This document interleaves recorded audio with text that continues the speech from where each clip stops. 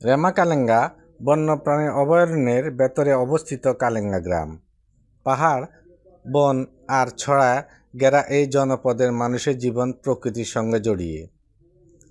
এখানকার পাহাড়ি মানুষ বনকে শুধু জীবিকার উৎস হিসেবে দেখে না, বনকে তারা ভালোবাসে। আর সেই ভালোবাসার মধ্যে আছে বন্যপ্রাণীর প্রতি গভীর সহমর্মিতা। এই গ্রামেই দেখা যায় মুখ পোড়া হনুমানদের অবাধ বিচরণ। মানুষের বাড়িঘরের আশপাশেই তারা থাকে, ঘরে টিনের উপরে, গাছের ডালে লাফিয়ে কিংবা উঠানের পাশে দাঁড়িয়ে।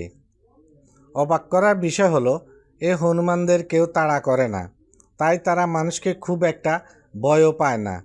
দীর্ঘদিনের সহাবস্থানে মানুষ আর বন্যপ্রাণীর মধ্যে তৈরি হয়েছে এক ধরনের নীরব বোঝাপড়া।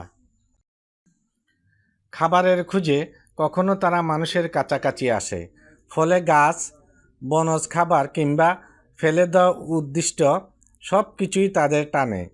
কিন্তু মানুষ জানে, বিরক্ত না করলে তারাও ক্ষতি করে না।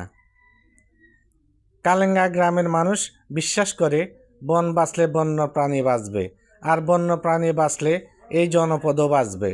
তাই এখানকার বন্যপ্রাণীকে তাড়ানো নয়, বরং সহাবস্থান হয়ে উঠেছে জীবন দর্শন। মুখপোড়া হনুমান শুধু একটি প্রাণী নয়, এরা এই বনভূমিরই এক নীরব বাসিন্দা।